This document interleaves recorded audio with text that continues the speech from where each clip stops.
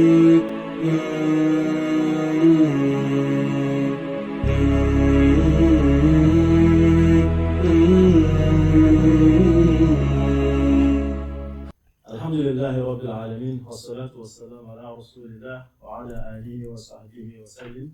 Assalamu alaikum wa rahmatullahi wa barakatuh. Soyez les bienvenus sur l'émission.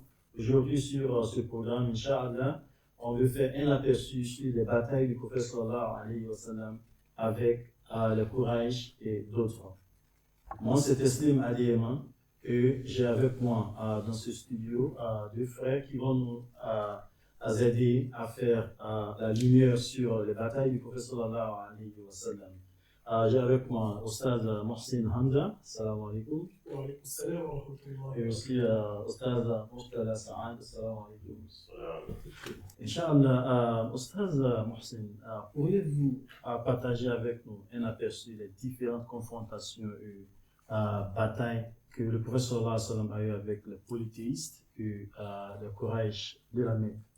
Alhamdulillah Rabbil Alamin, wa salatu wa salam ala Rasulillah. Un aperçu des batailles du prophète avec les Quraysh et d'autres.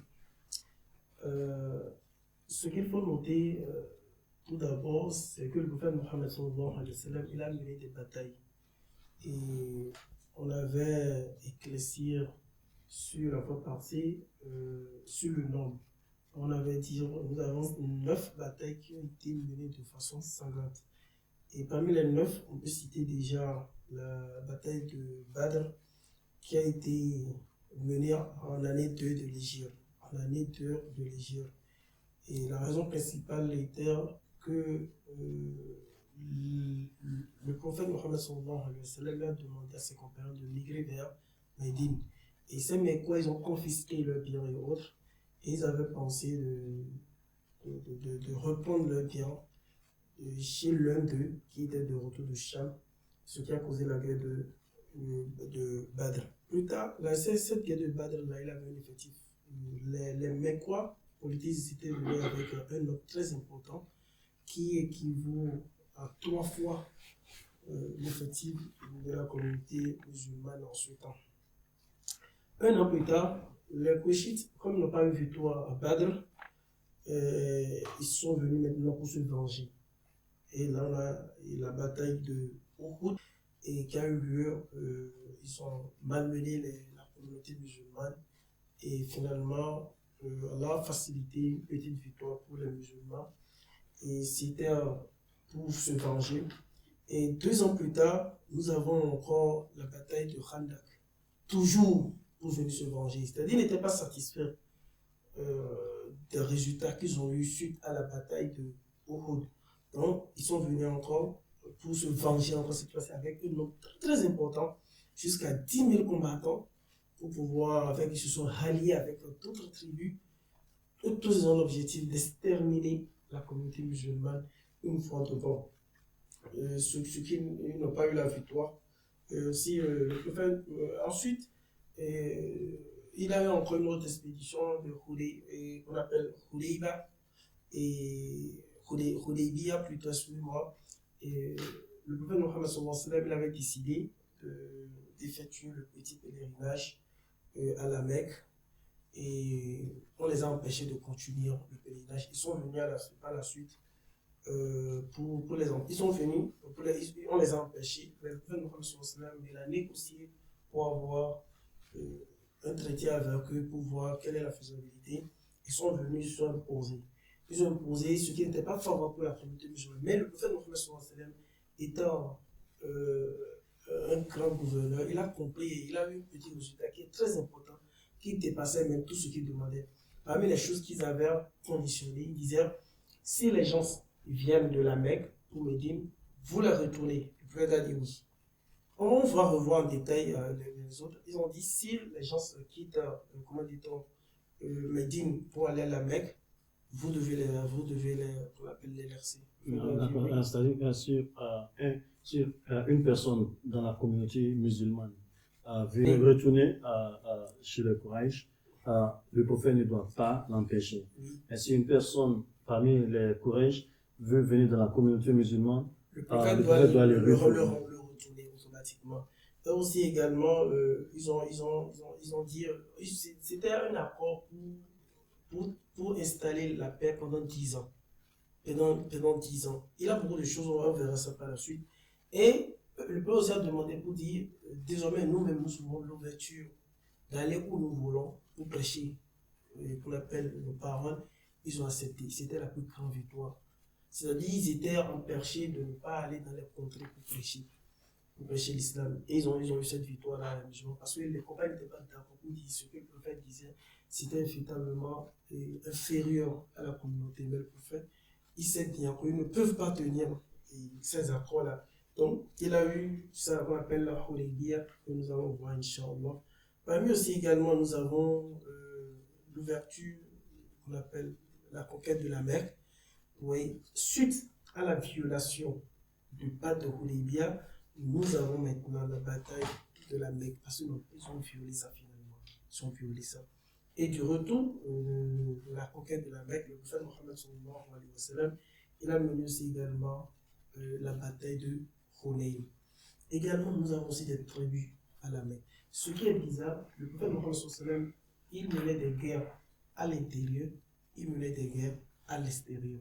Et là aussi, à l'intérieur, nous avons des tribus comme les Banu Qurayza, les Banu Qaynuqa, les Banu, qu'on appelle aussi et Nadir, eux tous aussi, ils constituaient des ennemis intérieurs pour le prophète Mohammed sallallahu alayhi wa sallam. Donc, les guerres, les batailles sont menées de l'intérieur, ils sont menées aussi également de l'extérieur. On verra comment. Regardez, si on parle de batailles en islam, regardez, des guerres à l'intérieur, avec des gens avec qui vous avez eu des traités pour protéger la vie de Médine, ils mènent des guerres avec vous à l'intérieur.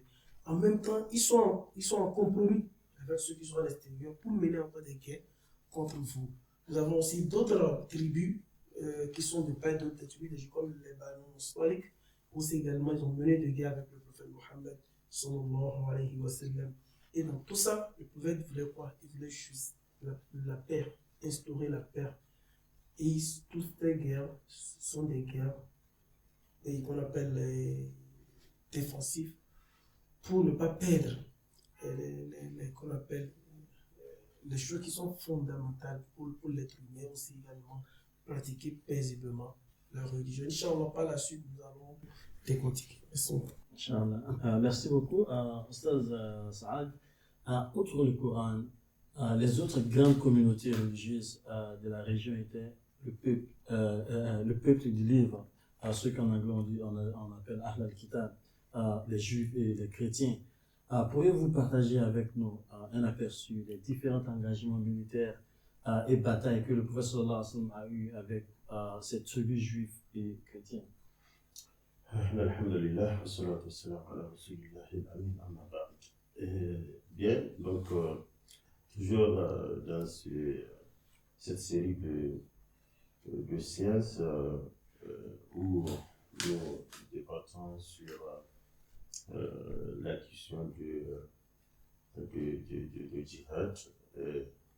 Nous sommes aujourd'hui en train de parler sur les batailles ou les engagements militaires entre la communauté musulmane et les deux communautés qui sont nommées Ahlul Kitab, c'est-à-dire les gens des livres, qui vivaient dans la même ville que le prophète sallallahu alayhi wa sallam. Il s'agit de Médine.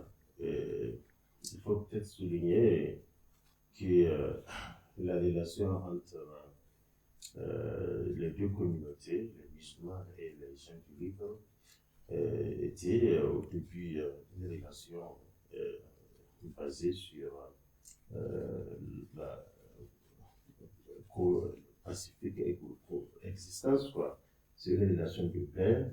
C'est, voilà, comme on l'a souligné à sa vie, la position initiale des musulmans à l'égard des juifs de Médine était également fondée sur le principe de la coexistence pacifique. Mais quelques mois après l'arrivée du prophète sallallahu alayhi wa sallam à Médine, il a conclu une alliance d'amitié et de coopération entre les deux communautés qui ont embrassé l'islam, notamment al-Muhajirin et al-Ansar, et de l'autre côté avec la communauté des Juifs. Donc, ce pacte qui lie ces deux communautés, il reconnaissait non seulement la liberté de religion des Juifs. Ils étaient dans une ville dominée par musulmans, mais l'islam les a accordés à ceux qui pratiquent leur religion. Okay? Et aussi, ils avaient l'assurance de leur sécurité, mais aussi, ils avaient aussi une autonomie complète. Voilà. Mais on constate après notamment, quand un juif, au nom de Abdallah ibn Salam, avait embrassé l'islam, donc la communauté juive était choquée par cet acte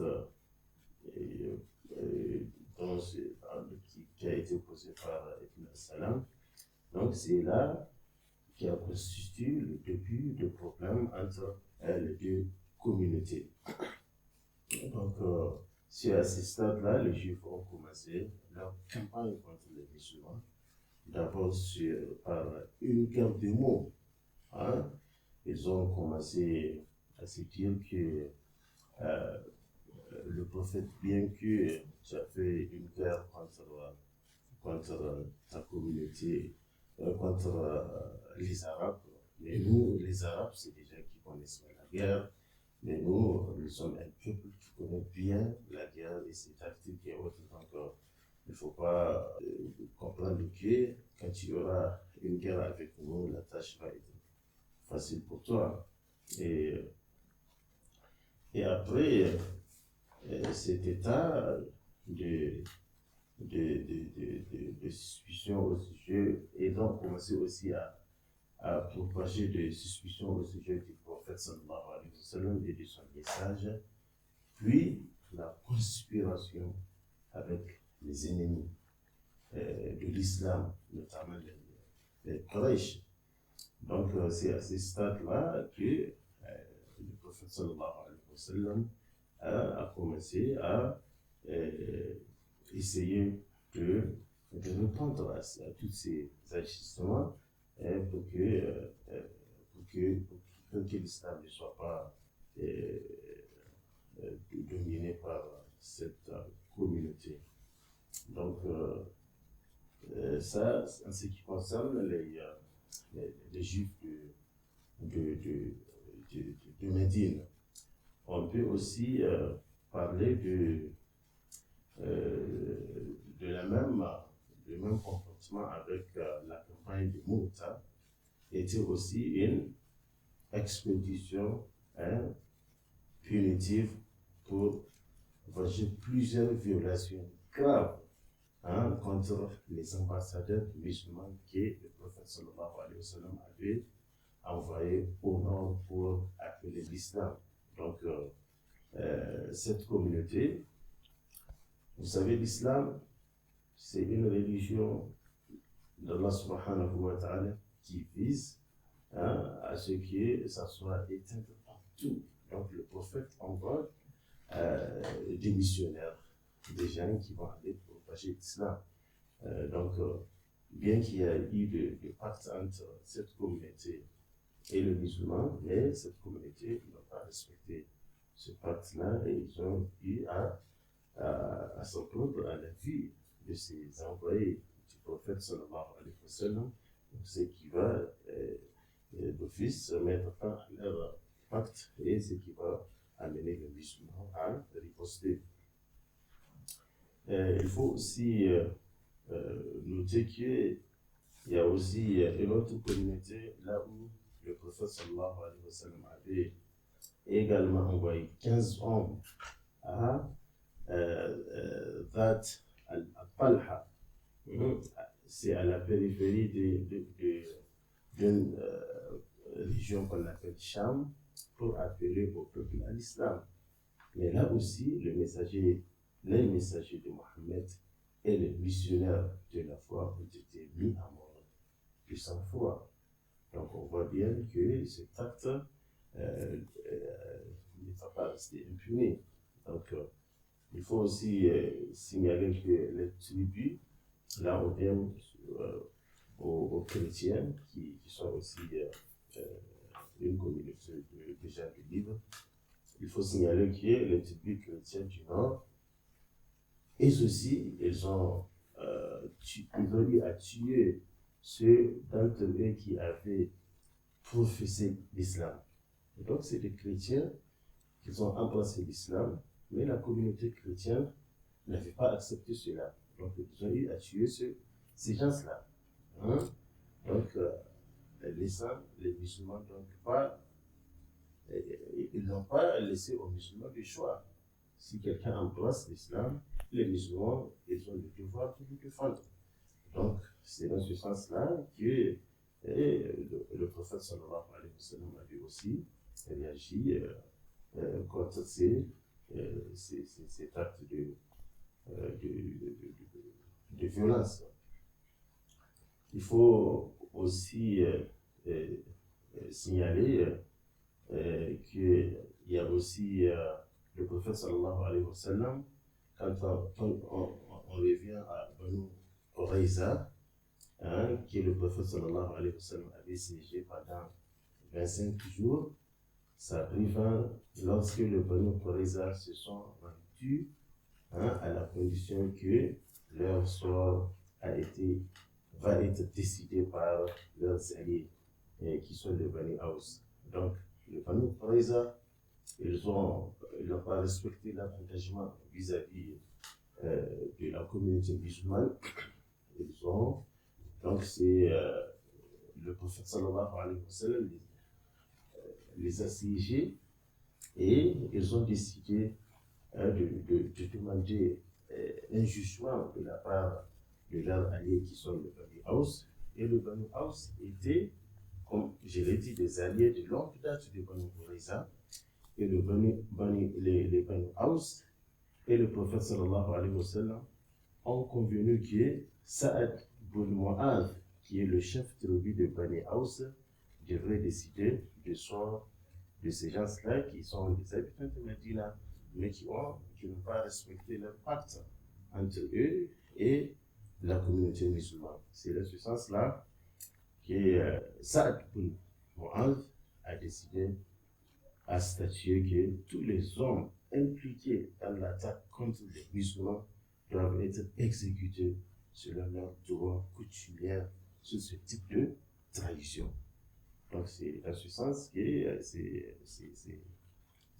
hommes de cette communauté ont été tués vis-à-vis à leur acte de trahison qu'ils ont eu à faire. Donc on peut peut-être signaler que l'islam et la communauté musulmane, ils étaient toujours respectueux vis-à-vis à leurs engagements. Et ces engagements ont été mis fin suite à la violation de d'autres communautés comme juifs, chrétiens et d'autres tribus des Arabes qui ont eu à signer des pactes entre eux et les musulmans. Mais quand ils violent l'un des articles ou des chartes de ce pacte-là, et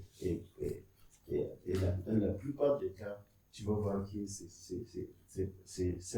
communautés-là, ils vont jusqu'à même tuer un messager du prophète sallallahu alayhi wa sallam, des fois 2 messagers, des fois même un nombre jusqu'à 15 personnes.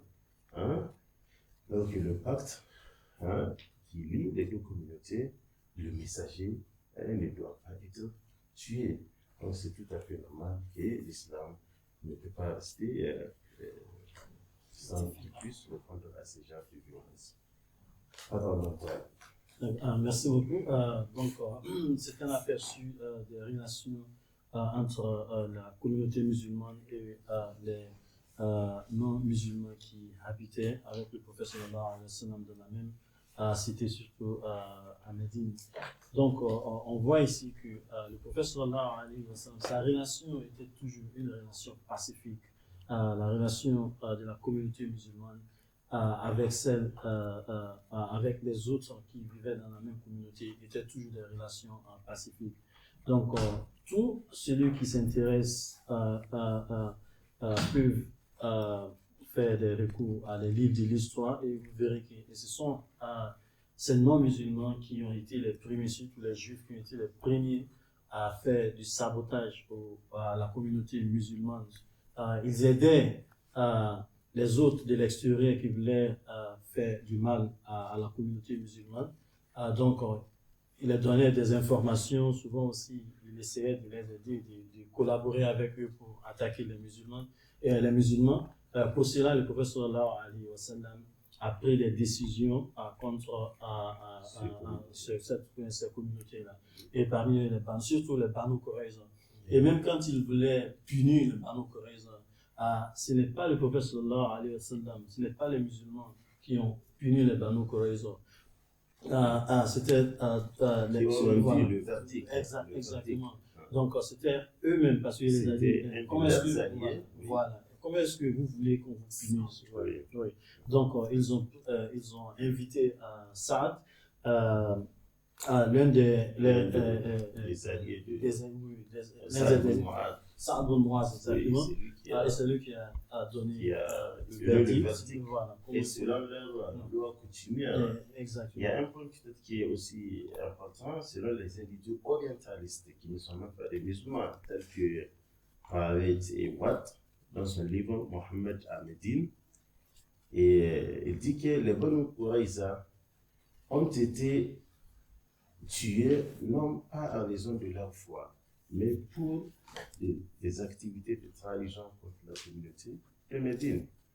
Voilà, donc il faut noter que les autres communautés juives qui ont maintenu la paix et honoré leur traité ont continué à vivre à Médine, même après la fin du temps de Banu Qurayza.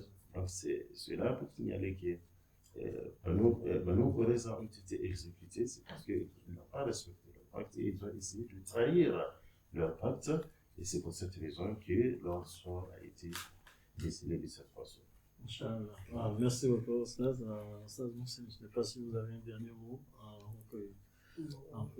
Inch'Allah. Donc, merci beaucoup. Inch'Allah, nous sommes arrivés à la fin de cet épisode. J'en suis convaincu qu'on a assez pris et on comprend très bien comment était la relation du prophète sallallahu alayhi wa sallam avec la communauté juive et chrétienne de son époque. Donc, merci beaucoup, Inch'Allah. On se retrouve dans l'épisode suivant, toujours sur les questions des djihad. Merci beaucoup, Ostaz, d'être venu aujourd'hui, Inch'Allah. Merci beaucoup à nos téléspectateurs et auditeurs aussi. On se retrouve dans l'épisode prochain. Assalamu alaikum wa rahmatullahi wa barakatuh.